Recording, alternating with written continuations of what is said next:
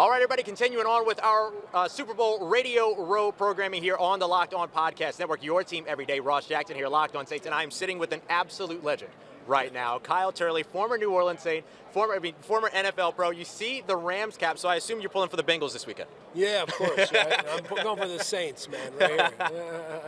Gotta love it. Yeah, I got to go for my Rams, man. I'm a home team guy, man. I've been a fan since I was a kid. Love it. Yeah, you got the old school Rams World Order on the side of the cap there. That's right. Absolutely love all it. Day. So you're doing a lot of amazing things, man. Like, you had an outstanding NFL career. You are one of just the most fun dudes to talk to every time that I see you in your interviews. And now you're working with a great team. Jim McMahon, you're working with all of these guys to bring awareness and to have all of this sort of positive impact after your NFL career. What have you got working on right now? Yeah, just continuing the message, I mean, I've had this opportunity to get involved in all these different topics of discussion revolving our community, and I'm dealing with our health and this afterlife of football, and how do you go about this, and our community struggled, and we found a solution in cannabis, so it's something that we have to talk about, and as you understand the science of this, and that the number one regulatory system in the human body is the endogenous cannabinoid system, and you find these things out as you go along and have these experiences, and then go to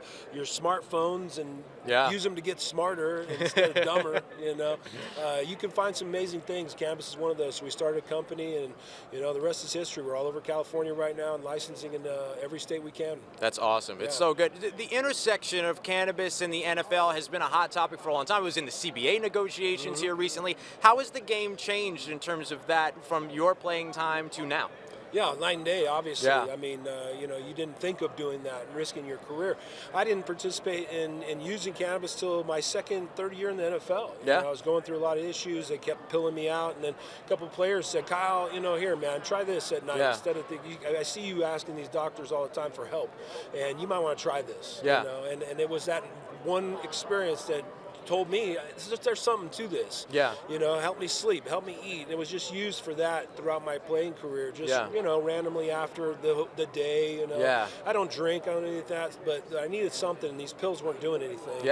Although I still stayed on those pills of these doctors for all those years, 20 plus years. Until ultimately a lot of the long-term effects started surfacing. I was in and out of the hospital, and then cannabis was that resolution that got me off of every one of those, and over 8 years not taking even an aspirin. That's awesome. To deal with all this. Plates and screws and all this orthopedic pain, and then the cognitive stuff. It's undeniable. Yeah, absolutely. And you had to do, I'm sure, you don't have to go into specifics, but you had to do a lot to dodge getting in trouble around all this, and all you're trying to do is take care of yourself, right? Well, in the NFL, as I found it out, it was only a one-time-a-year test. College is random. So the NFL is once a year, training camp, and then once you pass that, you can do whatever you want street drug-wise, as I found out.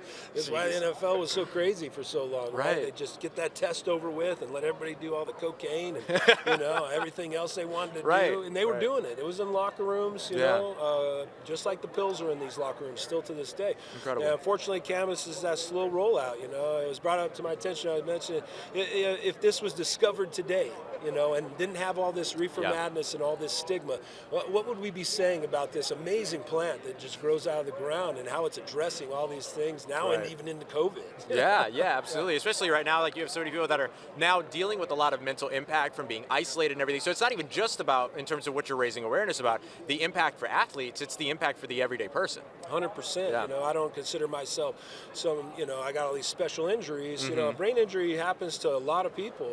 Anybody that falls and receives a traumatic brain injury is at risk of this disease, and this protein building up. This is a very progressive disease.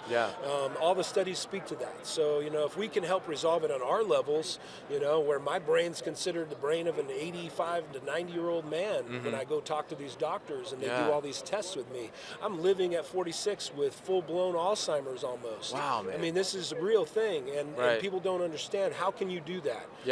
And cannabis is the answer. The cannabinoid system is the answer. It's helping you be able to, and so many others, be able to live as normal a life as what's available, I would imagine.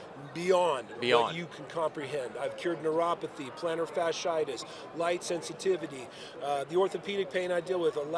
Cannabis allows me to still coach football, work out every day. I'm up every morning walking my dogs to getting in the gym. and I continue to come back here Super Bowl after Super Bowl and seeing all of my older brothers just fading away. You know, and Jim McMahon has to keep going to 85 Bear reunions and seeing less of an attendance, and the guys that are there asking him, like, dude, what are you doing? How can I get a hold of this, what you found? You just have to commit to it, you know, at the end of the day, just like you committed to the game of football. Yeah, really incredible. And you were certainly committed to the game of football. Obviously, we've cataloged the things that you've gone through because of it, but the playing time that you had, lots of memories there. I have to ask you, I cover the New Orleans Saints. That's right. You know, one of the biggest moments and one of the most popular fan moments in the entire NFL franchise of the New Orleans Saints is the helmet toss. How do you feel knowing that that is still something that people, you see it on Twitter all the time, comes up on gifts? How does that feel? Yeah, it's awesome. I was a lineman, you know. We didn't get any notoriety. It's the only fame I get, you know. Oh, you're that guy that threw the helmet. Wait, who are you again? Oh, it was like, I used to have hair. Sorry. It was long. Hey, there he is. There he is, man, Jim McMahon.